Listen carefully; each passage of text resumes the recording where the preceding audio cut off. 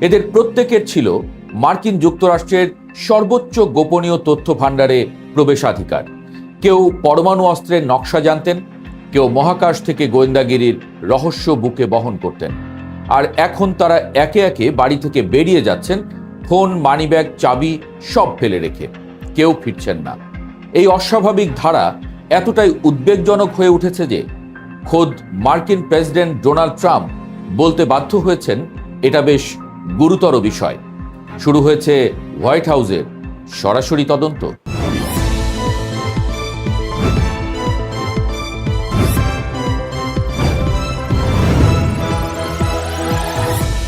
ঘটনার শুরু 2023 সাল থেকে। তারপর থেকে একের পর এক নাম উঠে আসছে। প্রতিটি নামের পেছনে আছে আমেরিকার সবচেয়ে সংবেদনশীল প্রযুক্তির সাথে সংযোগ। Steven Garcia, Kansas city national security ক্যাম্পাসের সরকারি কন্ট্রাক্টর। এই প্রতিষ্ঠানটি আমেরিকার পারমাণবিক অস্ত্রের 80%-এরও বেশি অপরমাণু উপাদান তৈরি করে। 2025 সালের আগস্টে তিনি নিউ মেক্সিকোর আলবুকার্কের তার বাড়ি থেকে পায়ে হেঁটে বেরিয়ে যান, ফোন, মানিব্যাগ, গাড়ির চাবি সব রেখে, সঙ্গে শুধু একটি হ্যান্ডগান। তারপর থেকে তার কোনো খোঁজ নেই। অবসরপ্রাপ্ত মেজর জেনারেল উইলিয়াম ম্যাককাসল্যান্ড ছিলেন রাইট প্যাটারসন বিমান ঘাঁটির এয়ারফোর্স রিসার্চ ল্যাবরেটরির সাবেক কমান্ডার। এই ল্যাবরেটরিকে ঘিরে আছে দশকের পর দশক ধরে চাপা পড়া ইউএফও গবেষণার ফিসফিসানি।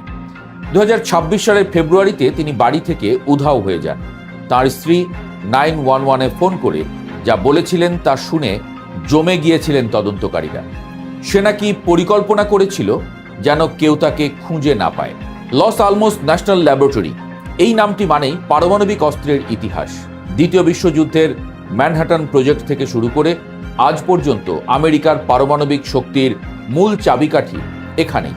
এই ল্যাবের প্রাক্তন কর্মী অ্যান্থনি চাভেজ এবং প্রশাসনিক কর্মী মেলিসা ক্যাসিয়াস দুজনই 2025 সালে একইভাবে বাড়ি থেকে পায়ে হেঁটে বেরিয়ে গেছেন, কোনো ব্যক্তিগত জিনিসপত্র না নিয়ে। মেলিসা সেদিন মেয়ের জন্য দুপুরের খাবার পৌঁছে দিয়েছিলেন। তারপর আর কেউ তাকে দেখেনি। নাসার জেট প্রপালশন ল্যাবরেটরির পরিচালক মনিকা জাসিন্তো রেজা ছিলেন রকেট ইঞ্জিনের অ্যালয় প্রযুক্তির প্রধান উদ্ভাবক। 2025 সালের জুনে ক্যালিফোর্নিয়ার অ্যাঞ্জেলেস ন্যাশনাল ফরেস্টে হাইকিং করতে গিয়ে তিনি হাওয়া হয়ে যান। বিশাল তল্লাশি অভিযান চালানো হয়েছে, কিন্তু কোনো হদিস নেই। নিখোঁজ হওয়া তো আছেই, মৃত্যুর ঘটনাগুলো আরও শিউরে ওঠার মতো। এমআইটির প্লাজমা সায়েন্স অ্যান্ড ফিউশন সেন্টারের পরিচালক নুনো লোরেইরো ছিলেন পারমাণবিক ফিউশন গবেষণার অন্যতম প্রধান মস্তিষ্ক। 2025 সালের ডিসেম্বরে ম্যাসাচুসেটসের বাড়িতে তাকে গুলি করে হত্যা করা হয়। তদন্তে বেরিয়ে আসে হামলাকারী ক্লডিও নেভেস লেভেন্তে লেইরোর সাথে একই একাডেমিক প্রোগ্রামে পড়েছিলেন, কিন্তু মোটিভ এখনো ধোঁয়াশা। ক্যালটেকের জ্যোতি পদার্থবিজ্ঞানী কার্ল গ্রিলমায়ার হাবল ও স্পিৎজার স্পেস টেলিস্কোপের গবেষণায় কাজ করেছেন দশকের পর দশক।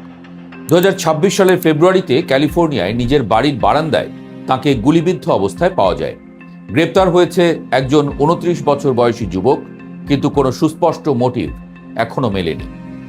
ক্যান্সার গবেষক জেসন থমাস 2025 সালের ডিসেম্বরে রাতের অন্ধকারে বাড়ি থেকে বেরিয়ে যান। ফোন আর মানিব্যাগ পড়ে থাকে ঘরে। 3 মাস পর 2026 সালের মার্চে ম্যাসাচুসেটসের জমাট বাঁধা লেক গলে যেতেই ভেসে ওঠে তার মরদেহ। কর্তৃপক্ষ বলছে কোনো সন্দেহজনক ঘটনার প্রমাণ নেই, তবু মৃত্যুর কারণ এখনো অঘোষিত। সবচেয়ে রোমহর্ষক ঘটনাটি হয়তো অ্যামি স্কোরিজের। মাত্র 34 বছর বয়সী এই বিজ্ঞানী কাজ করতেন অ্যান্টি-গ্র্যাভিটি প্রযুক্তি নিয়ে, যা এখন পর্যন্ত বিজ্ঞানের সীমানার একেবারে প্রান্তে। তাকে অ্যালাবামায় নিজের বাড়িতে গুলিবিদ্ধ অবস্থায় মৃত পাওয়া যায়।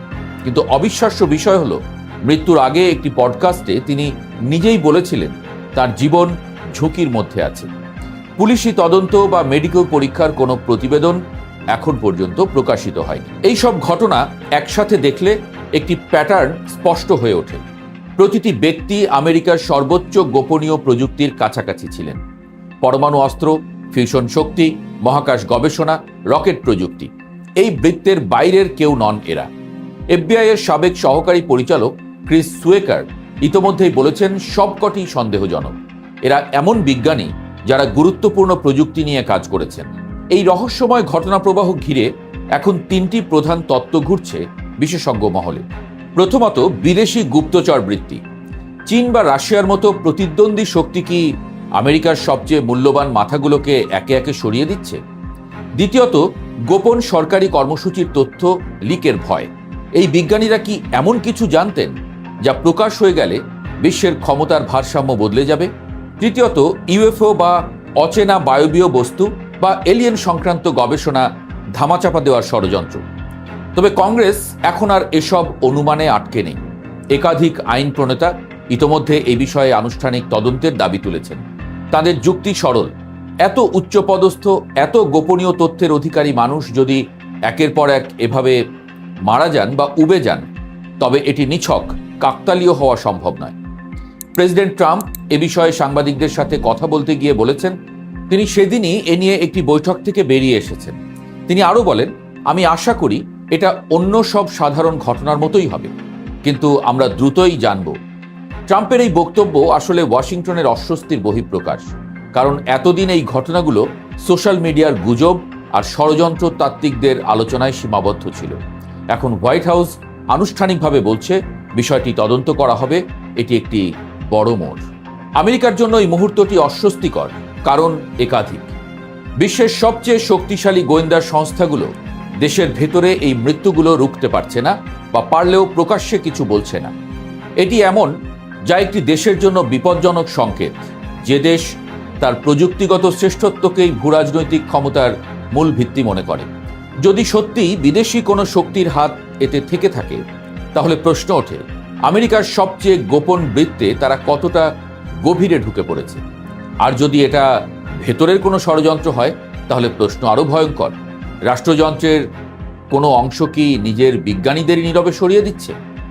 এই রহস্যের উত্তর এখনো অজানা, কিন্তু একটা সত্য পরিষ্কার: আমেরিকার পারমাণবিক ও মহাকাশ গবেষণার অন্ধকার কক্ষগুলোতে এমন কিছু ঘটছে যা হোয়াইট হাউসকেও চিন্তিত করে ফেলেছে।